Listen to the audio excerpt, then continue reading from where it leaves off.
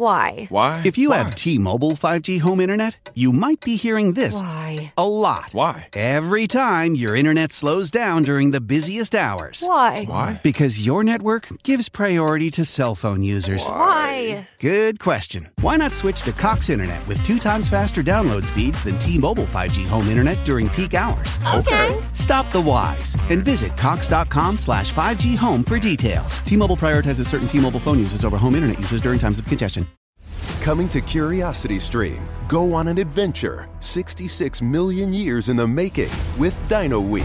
From new discoveries about the dinosaurs we thought we knew to the mind-blowing species still being unearthed and the controversial discovery that could rewrite history. Did dinosaurs survive longer than imagined? Dino Week on Curiosity Stream. And with monthly, annual, and bundled pricing plans, find the one that works for you at curiositystream.com.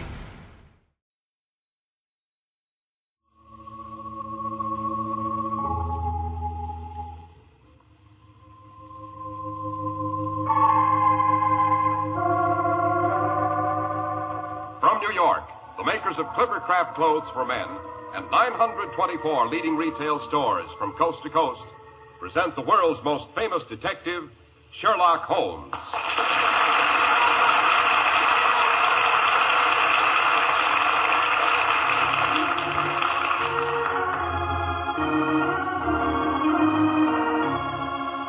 Our stories are based upon the character of Sherlock Holmes, created by Sir Arthur Conan Doyle.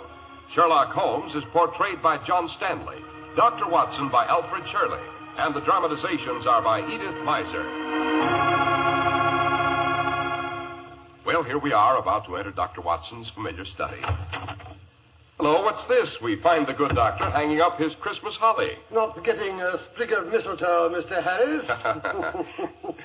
Hope springs eternal, as they say. But here, help me down from this chair. My old legs aren't as agile as they were in the days when I followed Holmes through the dungeons and up the tower stairs of old Pendragon Castle. Here we are. Oh, thanks. That sounds suspiciously like the beginning of a Sherlock Holmes yarn, Dr. Watson. It is, Mr. Harris, it is. Holmes always called it the adventure of the Christmas bride. It concerns a ghostly lady in white who was supposed to have disappeared centuries ago. The honor of a noble family and a certain Father Christmas who suddenly sang bass. And now, while I fix us both a Yuletide toddy, suppose you'll tell our friends and listeners about a gift every man in our audience would welcome from Father Christmas, or as you Americans call him, Santa Claus. With pleasure, Dr. Watson. And not only from Santa Claus. A thrifty man can give himself a worthwhile gift anytime if he insists on Clippercraft. For Clippercraft clothes keep on giving for a long, long time. First of all, you've never seen such truly fine clothes at such really low prices. That means you pocket the savings. That's the first gift to yourself. And they also give you superb styling, perfect fit, and long wear. Clippercraft clothes give you so very much because of the unique Clippercraft plan, concentrating the buying power of 924 of the nation's leading stores from coast to coast.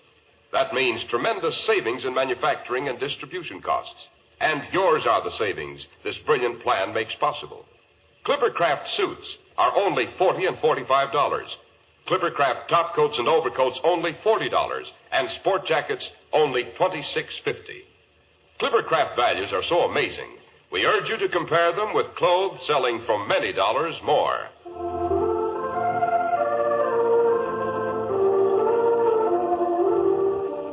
And now, how about that Christmas bride, Dr. Watson? Her name was Ginevra, and she was the heir and only child of Lord Robert Neville, 10th Earl and 54th Baron Pendragon of Pendragon Castle. Yes, I shall never forget my first glimpse of that ancient and somewhat forbidding edifice. The walls grey and bleak, without their summer covering of ivy.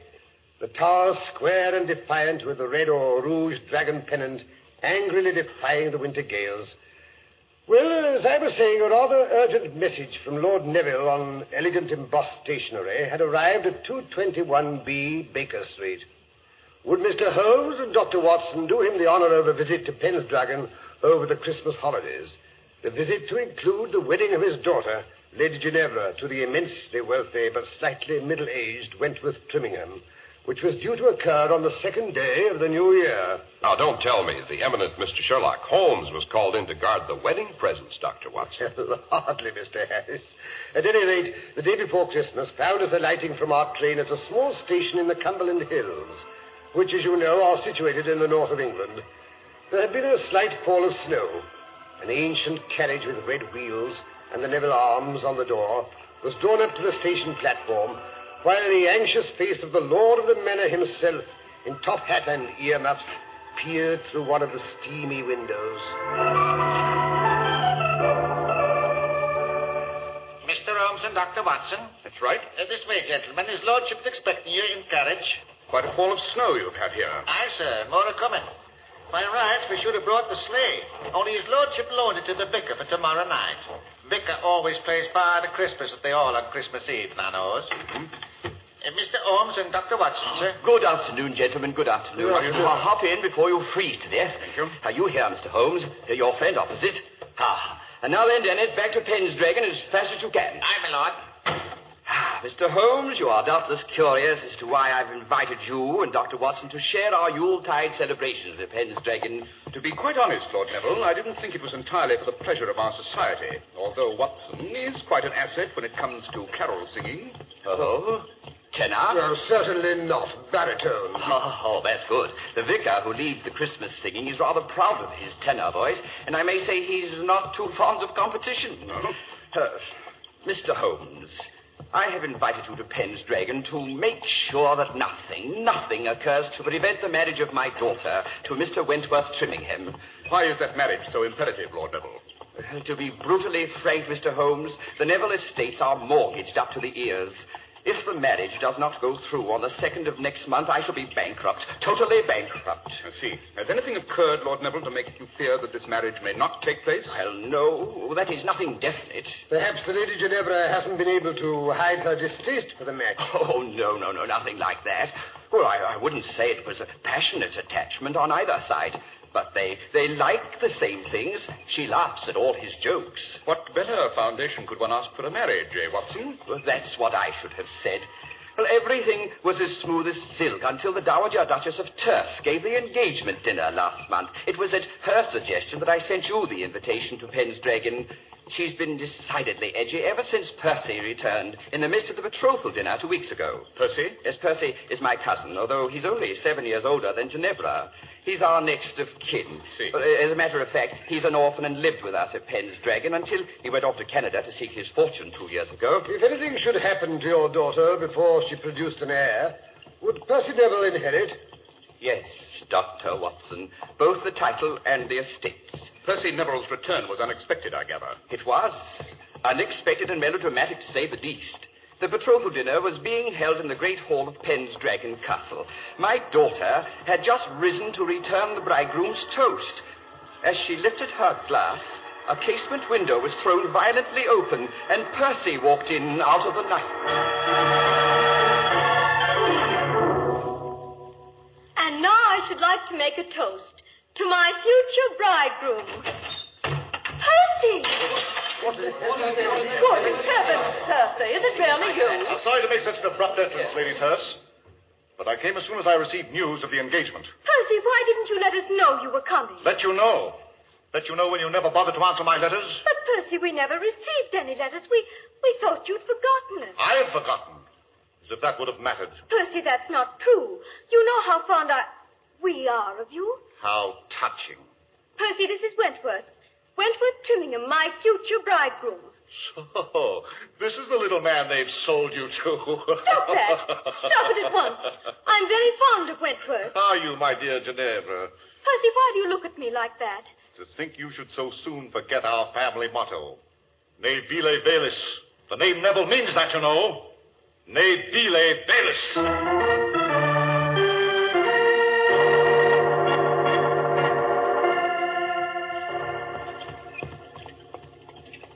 Ne vile velis.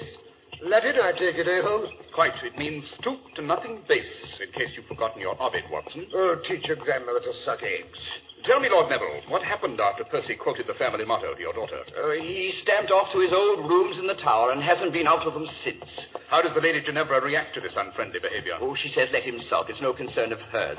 Lady Terce, on the other hand, is thoroughly unnerved by Percy's return. Oh? As she feels sure he'll do something outrageous the day of the wedding. Poor Wentworth is as edgy as a hen on a hot griddle. Well, of course, that may be due to his encounter with the White Lady. White Lady? Who's she? The ghost of the first Ginevra, you know, the bride who played hide-and-seek on her wedding night and was never seen alive again. Years later, her skeleton was found in her great dower chest, still dressed in her wedding gown. She'd hidden in there, and somehow the hasp must have fallen down, and she was locked in and smothered to death. Seems to me I remember a rather famous poem on the subject. Oh, yes. So all the Ginevras in the Neville family have been named after her. She's supposed to walk through the halls of the castle whenever a misfortune is due to occur. Oh, cheerful damsel, eh, Holmes? When and how did Wentworth Trimmingham meet the lady?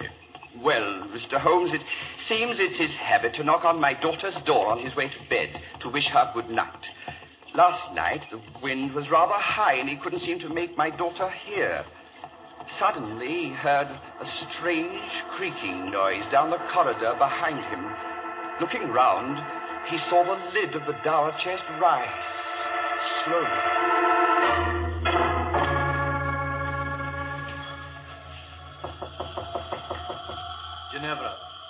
Ginevra, my dear, it's I, Wentworth. I've come to bid you good night. Ginevra, are you there? Ginevra! Who calls me? What was that? Good Lord, the lid of the chest is rising. There's something... A woman in white. She's rising out of the chest. Who are you? The first Ginevra. You called to me, so I have come to warn you. Go away. Go away before it is too late.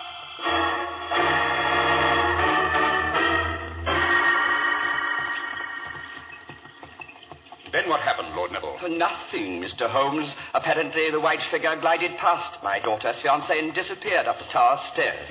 What did the lady look like? Blonde, brunette? Wentworth says her features were hidden by the bridal veil. Yes. Interesting. I suppose anyone in the house would have access to that tower chest. On the contrary, Mr. Holmes, too many people are possessed of insatiable curiosity. I keep the silly thing safely padlocked, I promise you. How many keys are there to that padlock? One, which I keep by me, here, on my keyring. A very wise precaution.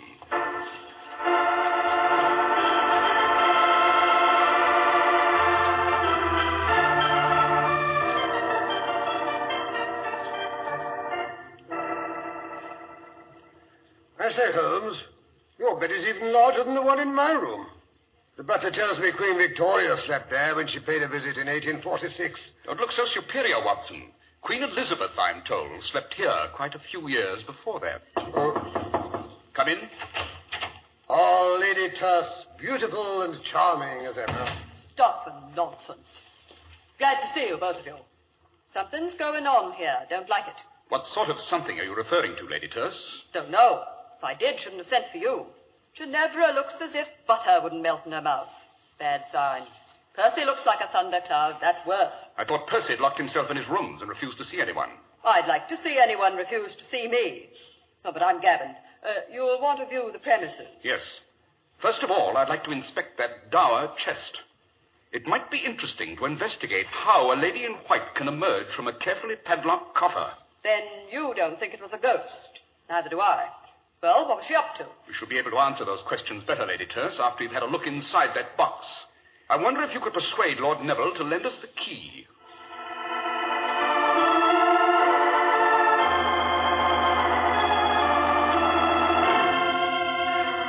Here's the key, Mr. Holmes. Lord Neville insists having it back the moment you're finished with it. Suspicious old boy, eh, Holmes? Not suspicious, Dr. Watson. Fussy. Well, Mr. Holmes, why the delay? Open the silly chest. Let's see what's inside. So fast, Lady Terce, not so fast. First, let's have a look at the lock. Heavy old bit of machinery. Yes, almost impossible to pick it without showing signs. There are no signs. Then whoever opened it used that key. Not necessarily, Watson. But there's only one key. Lord Neville told us so. And if Robert says a thing, it's gospel. Yes. Interesting carving around the lock. The wood's very old. Naturally. Open it up. I'm dying of curiosity. Very well. The lock needs oiling. Hasn't been unlocked for some time. I'll remove the padlock. Here, Watson, hold it. Now, Lady Terse, if you'll help me raise the lid. Right. Good Lord, what's that? Oh, it's Thor, Ginevra's spaniel. Goes everywhere with her. Regular shadow. Oh, yes, here she comes. Hello there. I'm Ginevra. Why, you must be Sherlock Holmes and Dr. Watson. Delighted. Don't let me stop you, Mr. Holmes. You won't. Father told me what you're up to. I'm dying to see what's in the chest, too. Go ahead, open it up. Down, sword, down, boy. You see, it's a biggish box, isn't it? Yes, a woman could easily hide in there. Something white and satin lying on the bottom. Wonderful. It must be her wedding dress. I've always heard it was still in there. Remarkable to find it in such good condition after all these years. The remarkable thing about it, Lady Ginevra, is this dust and dirt on the hem. Watson, give me an envelope. I shall want to take a sample. But that's fascinating. I've heard simply fabulous things about you, Mr. Holmes, and now I believe them. Every one. Do you? Yes, I think we've seen everything there is to be seen here. Watson, you may close the lid and lock it. Right. Uh-huh. So this is Mr. Sherlock Holmes and his famous deductions. They told me you were coming. They? Who's they?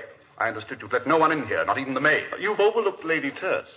Try to keep her out of anything. I didn't mention Mr. Holmes, Percy. Or did I? Don't look so suspicious, Lady Terse. I've decided to be a good boy. I've even decided to come downstairs tonight and join in the Christmas Eve festivities. Percy, that gleam in your eye. I've known you too long. You're up to something.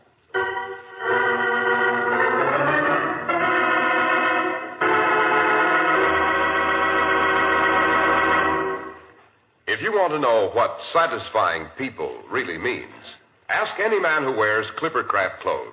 He'll sing their praises, with good reason, too. For values like Clippercraft amaze even clothing experts. Until you see Clippercraft clothes and try them on, you won't believe such really superb suits are possible at only $40 and $45. And such rich, long-wearing top coats and overcoats at only $40. Such very smart sport jackets at only $26.50. For just a fraction of what you'd expect to pay, you get correct styling, perfect fit, and long-wearing materials. An ingenious plan makes this all possible. The Clippercraft plan, which concentrates the buying power of 924 of the nation's leading stores from coast to coast. You get the savings that result from this group buying at your own local independent store, the store you can trust. Selling inexpensive clothes at inexpensive low prices at the nation's finest independent stores is the great big idea behind the Clippercraft plan. That's why men who know insist on Clippercraft clothes. So be sure to visit the Clippercraft store in your city. These leading stores in the metropolitan area are proud to add their names to Clippercraft in your suit, top coat, and overcoat. In Manhattan, John Wanamaker Men's Stores, Broadway at 8th and 67 Liberty Street.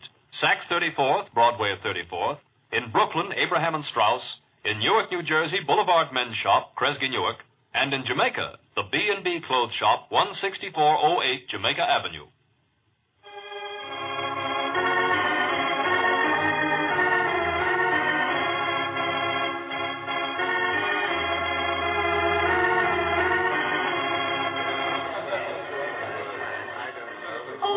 The vicar's late. Down, Thor. Oh, calm yourself, Ginevra. He'll be here. But Percy, the snow's so deep. What if he can't get through? Now, don't worry. The sleigh is light, and he has Vixen, the best horse in the county. Nothing can pass her, you know. Oh, dear, I hope so. No, Thor, down. What ails the dog? He may prove to be a bit of a problem, don't you think? Goodness, I hope not. Oh, Mr. Holmes, I didn't see you behind that chair. An ancient wing chair often provides a good listening post, my dear. Now, look here, you meddling busybody. Percy, please, you promised. Suppose you allow me to solve the problem of the dog, Lady Ginevra. Would you? I mean, listen, sleigh bells. The vicar's driving up. He's here. Father Christmas has arrived. Open the door, Paddleford. Now then, everyone. Good King Wenceslas looked down on the feast of Stephen.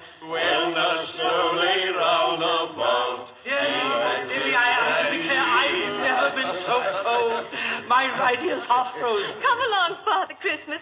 Percy will take you into the dining room. You can have a hot toddy while you get out of your wrap. That's a good idea. A good idea. And better disguise your voice, sir, or all the children will guess who you are. That's a good idea, too. Gather round all. Bring in the Yule log. Father Christmas will be with you in a moment to give out the presents to all the good boys and girls. There. How is that? Vicar, you're wonderful. Now go along. Take good care of him, Percy. Never fear, my dear. Mr. Holmes, they're bringing in the Yule log. Come and help me set fire to it. Oh, look, Dr. Watson has caught Lady Terse under the mistletoe.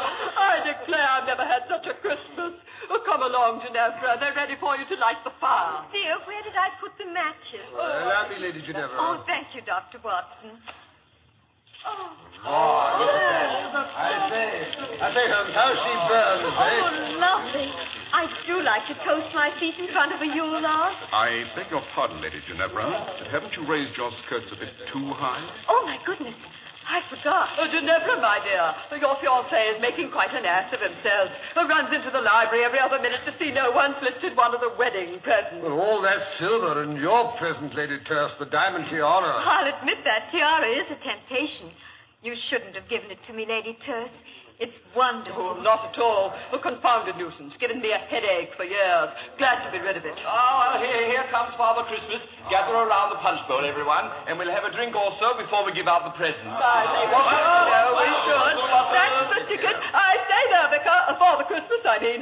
Start us off on a carol. Can't drink your eggnog without a song. Right you are, fair lady. God rest you, merry gentlemen. Let nothing you dismay.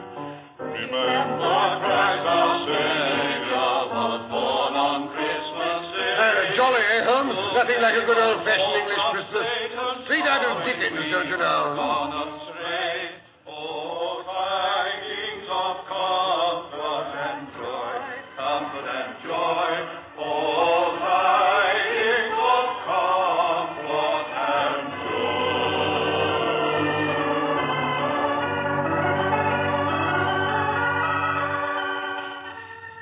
Hello there, Father Christmas. Not leaving us so soon. Well, that is a long ride home. Must get going. Don't tell the others. Wouldn't want to disturb the party. Quite. How about a hot toddy before you leave? Stirrup cup, you know. No, haven't time. I thought you might say that, so I prepared this jug full of grog. Keep it well wrapped. It'll keep you warm. It's a long, cold drive to Gretna Green, but... What, Mr. Holmes? No time to waste. On your way, Father Christmas. Think of me when you drink the grog. We will. Wassail! Wassail, Merry Christmas. And a Happy New Year. Hello, what's this? Vicar off so soon? Yes, Lord Neville. He seemed in a hurry to get home. Oh, can't blame him. It's a cold night. Let us get inside before we freeze to death. Good idea. Oh, I say they're ready to start the dancing. Wentworth's trying to find Ginevra so they can lead the lancers. Help! Who's that calling? Good heavens, what's that? Get me out! I'm locked. Why, someone's got himself locked in the dungeon. This way. The entrance is through the dining room. I was hoping for more of a head start. What's that? Nothing at all. Ah, this is the door to the dungeon. Let me out! Let me out, I say! Yeah, the door is bolted. Just a moment.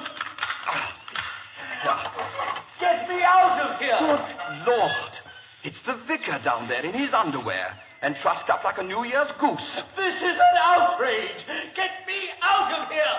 But if the vicar is here, who drove off in the sleigh? Presumably an impostor who stole the vicar's clothes. I thought it might be, you know, when I heard Father Christmas sing bass. Say, Holmes. Holmes, where are you? Lady Ginevra, her fiancé can't find her anywhere. She's disappeared, vanished into thin air. Great Scott! Someone get the vicar out of the dungeon. I've got to find my daughter. Oh, Mr. Holmes, come quickly. Ginevra's disappeared. Her dog is crouched in front of the dower chest, howling. Oh, hurry, gentlemen. The same scoundrel that locked the vicar in the dungeon has undoubtedly put Ginevra in the dower chest. I only hope we're not too late, eh, Holmes? Wentworth tried to break the chest open, but the dog won't let him near. There, you see? Easy, thoughtful boy. Yes, I know what you're trying to say. We'll get her out. Oh, confound it, the key. Lady Terse, what did you do with the key? But I gave it back to you. No, you didn't. Oh, yes, you did, too. Quite all right, you know. No key needed. The wood's so old and the staples so loose, it's quite possible to lift the lock right out, like this. That's it. I'll raise the lid. Great Scott, there's nothing in there but a roast of beef. Yes. Thor's made off with it, I'm afraid.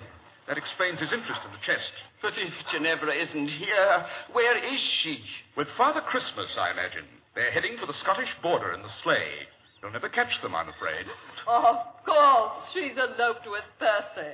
So she did talk him round. Good for her. So that's why she trailed off up the tower steps in that old bridal gown. I suspected as much when I discovered some of Percy's ashes on its hem. But this is dreadful. I should be ruined. We'll have to return all the wedding presents. Fiddle-dee-dee. Personally, I'll make mine a much handsomer contribution. Ginevra shall have the tiara and my emeralds as well. They're worth a king's ransom. Lady Turf, you are an astounding female. All women are. Oh, but we're keeping the dancers waiting. You shall lead the lancers with me, Robert. Come along. Say, Holmes, you old fraud. I believe you knew what was going on all the time. I suspected, Watson. I suspected. But when I saw the Lady Ginevra raise her ball gown and display a pair of traveling boots, I was sure. But come along, Watson. We shall have to go down to the kitchen and make peace with the cook. Oh, why that? For making off with Sunday's roast of beef. Something had to be done to keep the dog interested, or he'd have given the show away.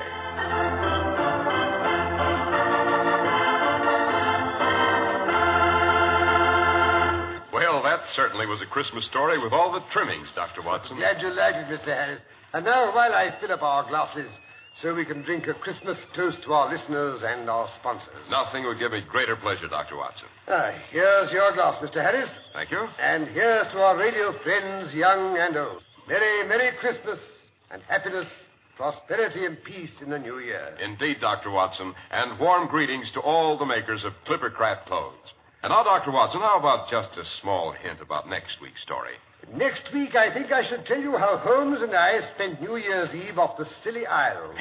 New Year's Eve off the Scilly Isles? That sounds amusing, Doctor. Hair-raising is the word, Mr. Harris. We were aboard the luxury liner Gigantic, expecting that any minute she would burst into flames. There's nothing more terrifying, we know, than a fire at sea.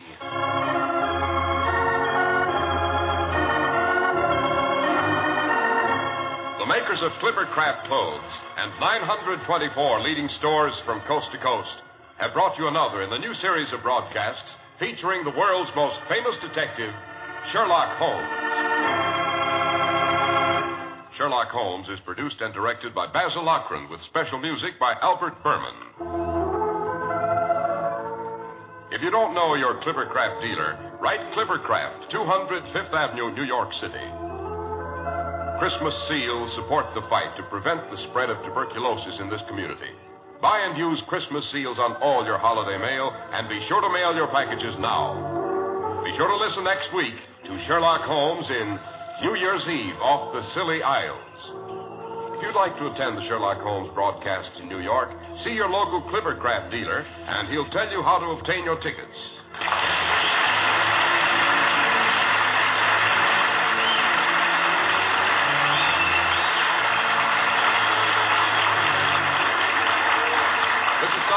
Speaking for Clippercraft clothes, this is the world's largest network, serving more than 450 radio stations and mutual broadcasting systems.